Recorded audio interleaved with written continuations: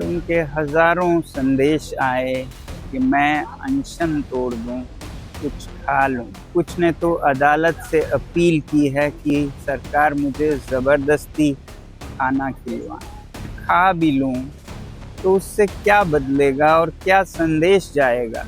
मेरी हालत कुछ ऐसी भी नहीं है कि मैं 2-4 दिन में मर जाऊँ। नीट पेपर लीक और शिक्षा मंत्री धर्मेंद्र प्रधान के इस्तीफे की मांग को लेकर 28 जून से शिक्षाविद क्लाइमेट एक्टिविस्ट सोनम वांगचुक भूख हड़ताल पर बैठे हैं। उनकी भूख हड़ताल का आज 19वां दिन है। उनका स्वास्थ्य लगातार गिरता जा रहा है और अब चलने फिरने में भी दिक्कत हो रही है। इसी बीच बुधवार देर रात सोनम वांगचुक ने सोशल मीडिया पर अपना एक वीडियो शेयर किया, जिसमें उन्होंने बताया कि उनका स्वास्थ्य ठीक नहीं है, लेकिन बहुत खराब भी नहीं है। इसके साथ ही उन्होंने तमाम लोगों की ओर से की गई भूख हड़ताल को तोड़ने की गुजारिश से साफ इनकार कर दिया। और क्या कुछ कहा, सुनिए। नमस्कार साथियों, बड़े मुश्किल से आज फिर आप लोगों से जुड़ पा रहा हूँ 18वें दिन, क्योंकि आप लोगों के हज़ारों संदेश आए कि मैं अनशन तोड़ दूँ, कुछ खा लूँ।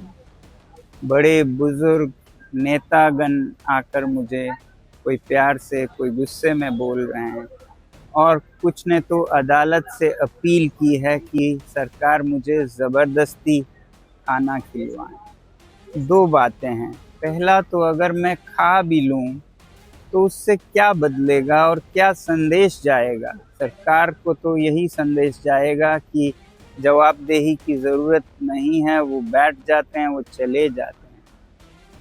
और दूसरी बात, मेरी हालत कुछ ऐसी भी नहीं है कि मैं 2-4 दिन में मर जाऊँ। बहुत सारे मेडिकल टेस्ट होते रहे हैं, रिज़ल्ट्स काफ़ी नॉर्मल है 18 दिन के अनशन के लिए। आज ईसीजी भी हुआ, बुरा नहीं है।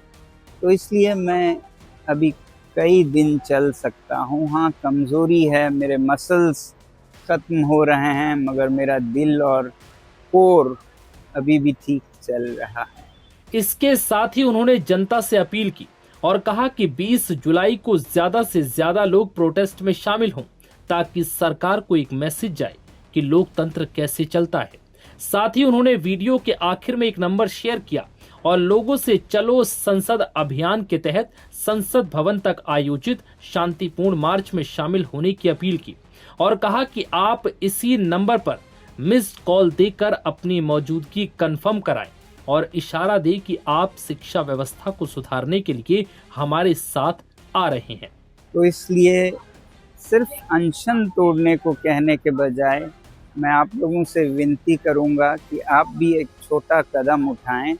20 जुलाई को इतनी बड़ी संख्या में आएं कि एक संदेश सरकार को जाए, और मैं तो कहूँगा उस दिन सारे स्कूलों, कॉलेजों, विश्वविद्यालयों से कि वो उसे एक्सपीरियंशियल एजुकेशन का दिन मनाएं, एनईपी के अंतर्गत, न्यू पॉलिसी ऑन एजुकेशन के अंतर्गत, क्योंकि उस दिन बच्चे अभ्यास कर पाएंगे पॉलिटिकल साइंस का एक अनोखा लेसन, जो कि इतिहास का हिस्सा होगा, जिसमें वो खुद शिरकत हो पाएंगे और सीख पाएंगे कैसे लोकतंत्र चलता है जनता की ओर से भी। तो 20 जुलाई को बहुत से सांसदों के साथ आप सब आइए, हज़ारों की संख्या में हम सब मिलके इस मुद्दे को संसद के हवाले करेंगे, तो मुझे भी भरोसा होगा कि अब ये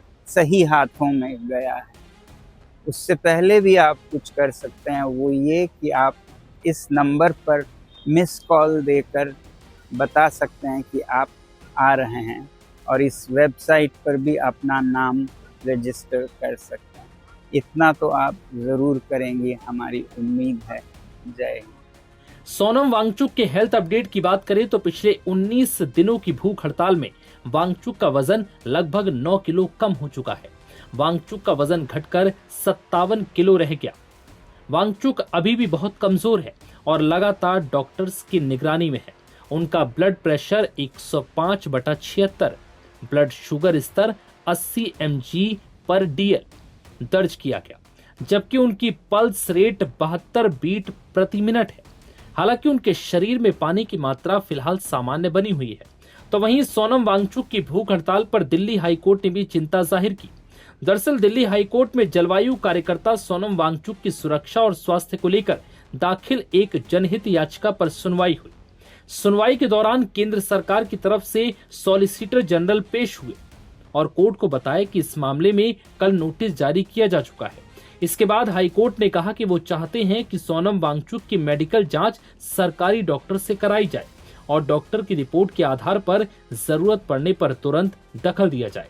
कोर्ट ने कहा है कि हर नागरिक की जिंदगी कीमती है और इसे बचाने के लिए हर संभव कोशिश की जाए। नव भारत टाइम्स की रिपोर्ट में इतना ही।